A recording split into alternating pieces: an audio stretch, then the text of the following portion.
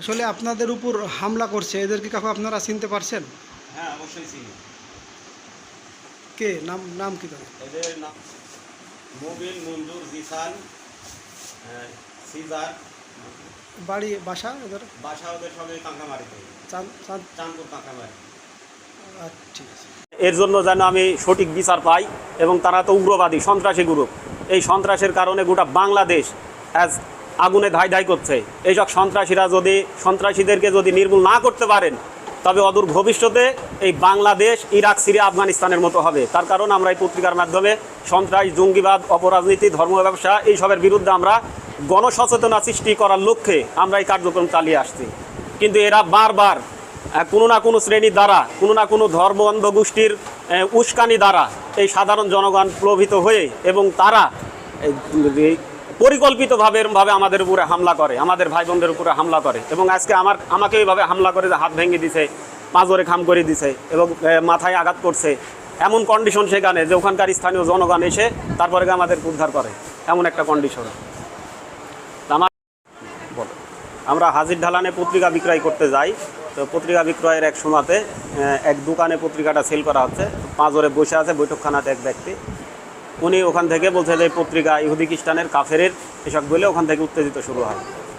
তখন আমরা ওখান থেকে গ্যাঞ্জাম না করে চিন্তা করলাম যে এখানে যেহেতু একটা গ্যাঞ্জামের পায়তারা চলছে, আমরা সবাইকে বললাম যে আমরা এখানে তাহলে আর পত্রিকা বেচবো না, আমরা অন্য জায়গাতে যাই, যেহেতু এখানে নিতে চাচ্ছে না, গ্যাঞ্জামের সূচনা করছে। এই জন্য আমরা ওখান থেকে সবাই চলে যাই। যাওয়ার পরে রাস্তার মধ্যে যাতেই মিরগঞ্জের আগে ওই জায়গাতে আপনার ওনারা পরিকল্পিতভাবে হুন্ডার নিয়ে পরিকল্পিতভাবে বাঁশ লাঠি সোজা হাতে করে নিয়ে রাস্তা ব্যারিকেড দিয়ে ঘিরে বাঁশ দিয়ে অতর্কিত হামলা চালায় সবাই মিলে, এবং মারধর শুরু করে একবারে পরিকল্পিতভাবে এখান থেকে পরে গিয়ে। এই হচ্ছে কন্ডিশন।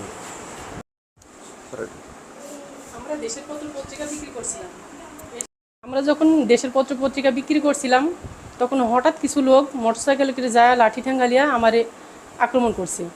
সে অবস্থায় আমরা এই একজনের ধরেন হাত ফাটি গেছে, আরও দুই ভাই অনেক মারিছে, এক ভাইয়ের মাথা ফাটি গেছে। আমরা এই ঘটনাস্থল থেকে সরাসরি থানায় যাই, ডিডি করি। এই সুষ্ঠু একটা বিচার চাই, যদি পরবর্তীতে আর কার উপর এরকম হামলা না হয়। আমরা আজকে দৈনিক দেশের পত্রিকা বিক্রয়ের জন্য বের হয়েছিলাম। তো পত্রিকা বেচার জন্য আপনার হলো রাউথা কলেজের মোড়েপুরে পত্রিকা নিয়ে যাই। যাওয়ার পরে পত্রিকা বিক্রি করার সময় এক দোকানদার কাছে আমরা একটা পত্রিকা বেছি, আর অভিনাতে কিছু লোক বসে থেকে টাস খেলছিল। তো তারা অতর্কিত আপনার গালাগালি করে, গালাগালির এক পর্যায়ে আমরা তাদেরকে বুঝাই চলে যাই। চলে যাওয়ার পরে কিছুক্ষণ যাওয়ার পরেই পিছন থেকে তারা 3-4টা মোটরসাইকেল নিয়ে যেয়ে অতর্কিত হামলা করে। সেই হামলায় আমাদের পত্রিকা বেচার যে কটা ভাই ছিলাম তারা আহত হয়। একজনের মাথা ফেটে যায়, আর আরেকজনের হাত ভেঙে ফ্র্যাকচার হয়ে যায়। তাই আমি মাননীয় সরকারের কাছে বলতে চাই যে এইভাবেও যেন আমাদের উপর যেন আর হামলা না হয়, এটাই আমার মাননীয় সরকারের কাছে আবেদন। প্রথমে পত্রিকা নিয়ে আমি ওই দোকানে গেছিলাম, আমার হাজব্যান্ডও সঙ্গে ছিল। পরে আমি ওখান থেকে চলে এসেছি, ওই দোকানে একটা পত্রিকা বেচেছে। দেওয়ার পর ওখান থেকে আমরা ভ্যানে চলে যাচ্ছি, যার সামনে পিছন থেকে বুঝতে পারিনি, আমরা পিছন থেকে বাস টাস নিয়ে বাড়ি মারছে আমার হাজব্যান্ডের মাথায় দিয়ে, প্রচুর পরিমাণে রক্ত বেরোচ্ছিল ওখান থেকে আমার দা থেকে। পরে আমিদেরও মারধর হয়েছে দিয়ে ওখান থেকে আমরা। ইনি আপনার সম্পর্কে কে হন? উনি আমার হাজব্যান্ড। আচ্ছা, তার মানে অতর্কিতভাবে কিছু সন্ত্রাসীরা আপনাদের মাথায় আঘাত করে, এবং সেই অনুযায়ী আপনারা কি থানায় জিডি করছেন বা মামলা করেছেন? হ্যাঁ, করছি। আচ্ছা, আমরা একটা দোকানে পত্রিকা নিয়ে গেছি, নিয়ে যাওয়ার পরে ওই দোকানদারের সাথে আমি কথা বলছি। দোকানদার কথা বলার পরে দোকানের পত্রিকাটা নিয়ে এলো, আর পাশে থেকে এক লোক বসছিল, উনি বলছেন যে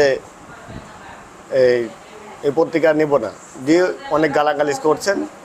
আমি বলছি ভাই আপনাকে তো পত্রিকা নিতে বলি নাই, আপনি কেন পত্রিকা নেবেন? কিংবা আপনি ভদ্র ভাষায় কথা বলুন, আপনাকে তো গালি দেওয়ার একটা মানুষকে সম্বন্ধে না জানে না বুঝে তো কোনো গালি দেওয়ার কোনো এখতিয়ার নাই আপনার। এ বলে পরে আমরা ওখান থেকে চলে এসেছি।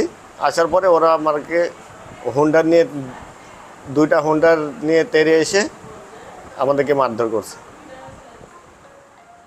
গাড়ির উপর থেকে মারধর করছে।